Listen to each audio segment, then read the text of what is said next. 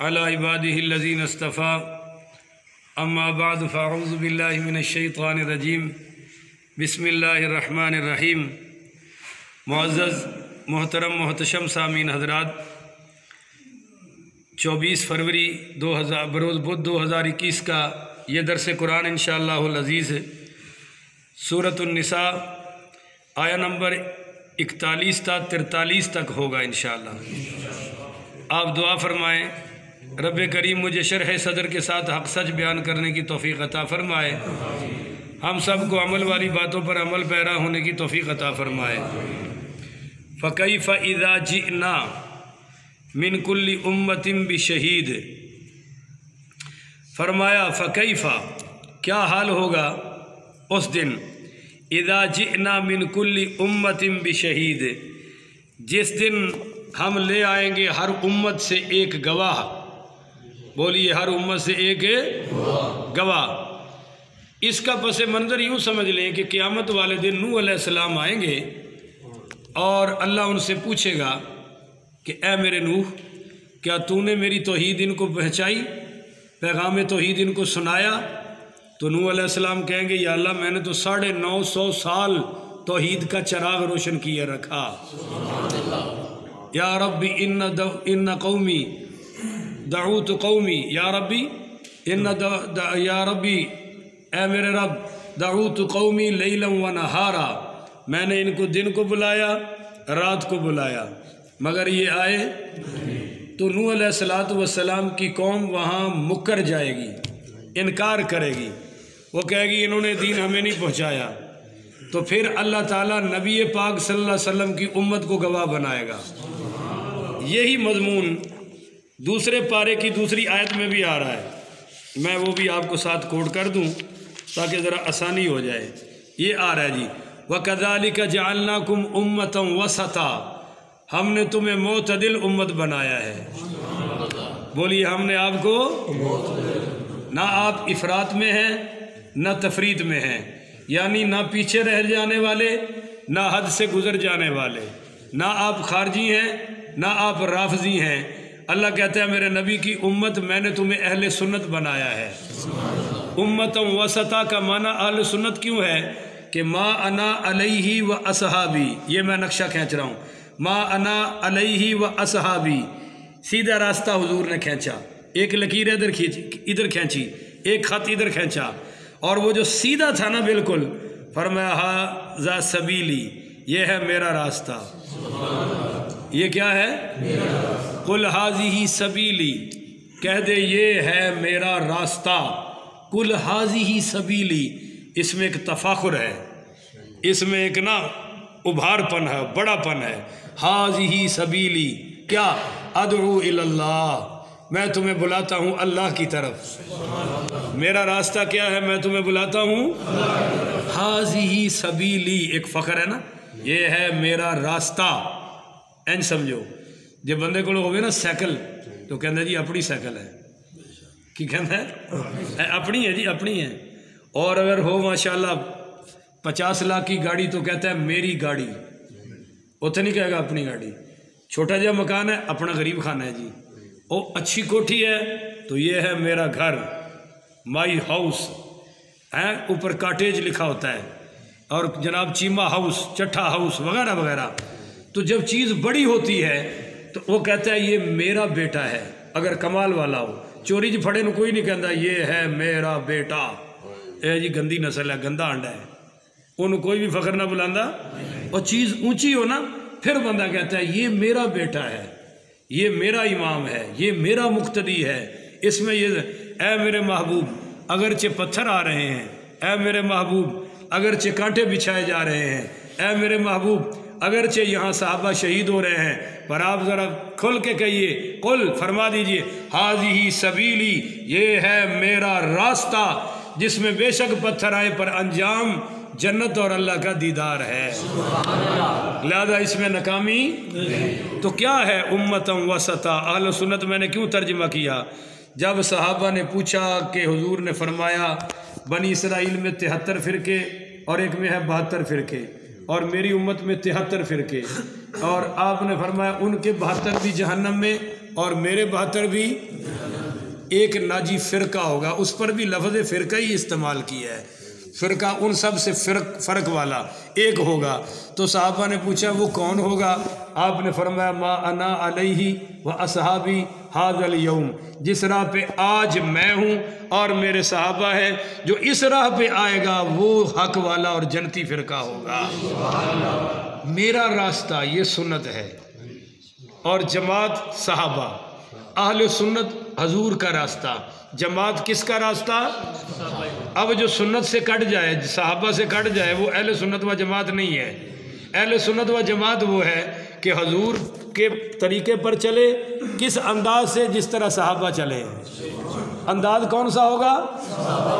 صحابہ والا۔ تو یہ ہے امۃ وسطا لتکونوا شہداء علی الناس، کہ میں نے تمہیں لوگوں پر گواہ بنایا ہے۔ بولیے تمہیں لوگوں پر ہے؟ اچھا، نوح علیہ الصلوۃ والسلام کی امت انکار کر دے گی، اللہ انہوں نے ہمیں توحید پہنچائی نہیں، پھر اللہ عیسیٰ علیہ السلام کے ساتھ ان کو بھی کھڑا کرے گا، تو وہ بھی کہیں گے میں نے تو ان کو کہا ہی نہیں تھا کہ میں اللہ کا بیٹا ہوں یا میری ماں اللہ کی بیوی ہے، میں نے تو کہا اللہ وحدہ لا شریک ہے، اس کا کوئی ہمسر نہیں۔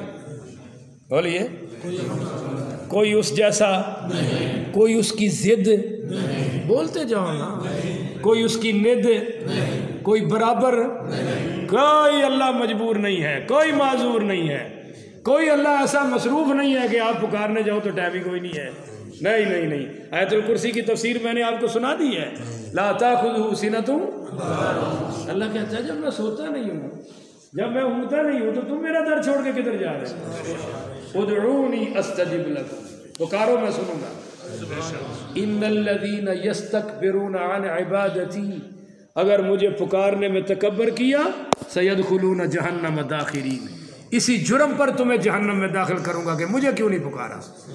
ظالموں تمہیں مجھ میں کیا کمی نظر آئی تھی؟ اللہ پوچھے گا عیسیٰ تو نے ان کو کہا تھا میری ماں کی پوجا کرو، مجھے اللہ کا، وہ کہے گا نہیں نہیں اللہ تو جانتا ہے، میں نے تو کہا تھا اللہ وحدہ لا شریک ہے، تیرے سوا کوئی معبود۔ عیسائی مکر جائیں گے جی، انکار، منحرف ہو جائیں گے، انکار کر دیں گے، تو پھر نبی پاک کی امت حضرت عیسیٰ کے حق میں گواہی دے گی، یہ امت کہے گی اللہ یہ جھوٹ بول رہے ہیں، عیسیٰ سچ بول رہے ہیں۔ یہی حال موسیٰ علیہ السلام کا ہوگا۔ اب وہ امتیں کہیں گی بھئی ہم تو سامنے تھے اور عیسیٰ ہمارے سامنے، نوح ہمارے، یہ کہاں سے آ گئے؟ یہ تو آخر الزمان نبی کی امت ہے، تو اس وقت تھے ہی نہیں۔ تو اب دیکھیے نا، گواہ کی بھی تو کوئی حیثیت ہونی چاہیے نا، کیسا ہے گواہ؟ بکا ہوا ہے، کیا ہے یہ گواہ؟ تو وَيَكُونَ الرَّسُولُ عَلَيْكُمْ شَهِيدًا، اللہ کہتا ہے امت پھر تم پر میں اپنا آخری رسول گواہ بناؤں گا، پھر میرا رسول تمہارا تزکیہ نفس کرے گا، وہ کہے گا میری امت سچی ہے اور تیرے نبی بھی سچے ہیں۔ مقام ہے اس امت کا۔ فَكَيْفَ إِذَا جِئْنَا مِنْ كُلِّ أُمَّةٍ بِشَهِيدٍ، کیا وقت ہوگا، کیا حال ہوگا، کیا تمہاری شان ہوگی، اللہ تمہیں سب پر گواہ بنائے گا۔ اب سارا مقدمہ تو گواہ کی گواہی پر ہوتا ہے نا جی، تو سارے نبیوں کی عظمت کا مقدمہ ہمارے کندھوں پر ہے، اور اللہ کہتا ہے پھر وَجِئْنَا بِكَ هَؤُلَاءِ شَهِيدًا، ان سب پر ہے میرے نبی، پھر میں تمہیں گواہ کھڑا کروں گا۔ اس پر ایک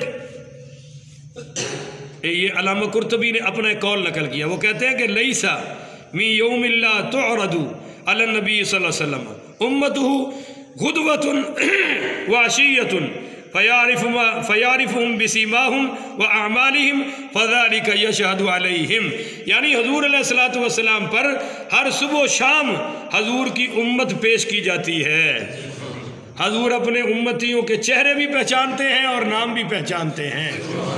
یہ علامہ قرطبی کا قول ہے، اور اس پر ایک حدیث بھی ہے کہ جو شخص درود پاک پڑھتا ہے، پڑھیے صلی اللہ علیہ وآلہ وسلم، تو پڑھنے والے کا نام اور اس کے ابے کا نام حضور کو فرشتے پیش کرتے ہیں۔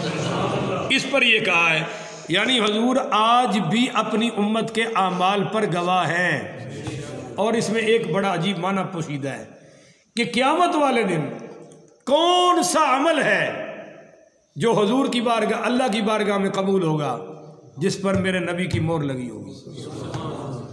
بولیے، جس پر میرے نبی کی نہیں، درود پاک نہیں، وہ اور چیز ہے، میں اور مسئلہ کر رہا ہوں۔ مثال کے طور پہ آپ نے ایک رکعت میں کتنے سجدے کرنے ہیں؟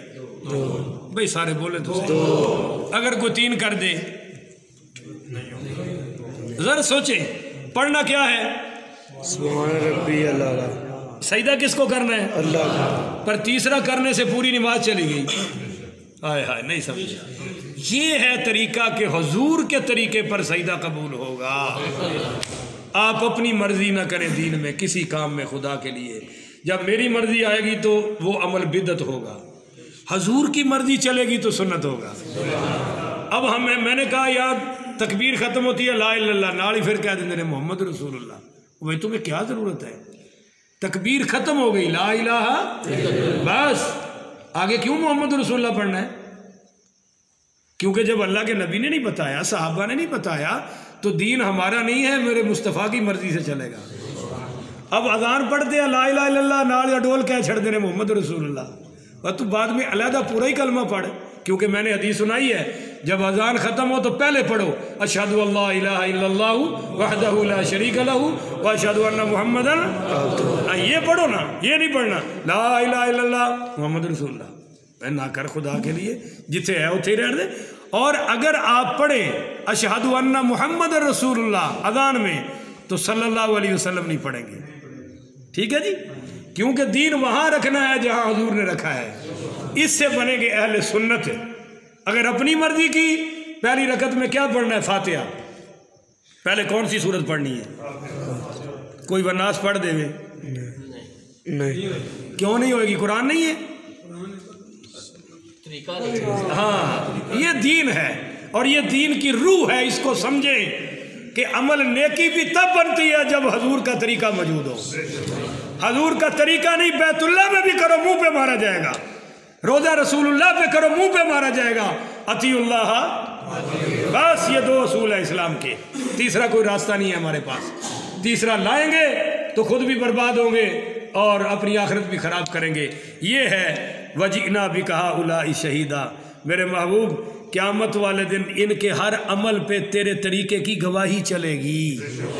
اگر وہ آپ سے ملتا ہوگا تو قبول ہوگا، اگر نہ ملتا ہوگا تو سحقن کے الفاظ ہیں بخاری میں، دھکے مار کے جہنم میں ڈال دیا جائے گا کہ چلو انہوں نے میرے نبی کے دین کو چینج کر دیا تھا، اور یہ تبدیلی اللہ برداشت کرتا؟ باقی لے آؤ جڑی تبدیلی آ رہی ہے کہ پتہ نہیں جا رہی ہے، وہ لے آؤ، تمہاری مرضی۔ ایک مسئلہ حل ہو گیا جی۔ اب دوسرا سمجھیے جناب،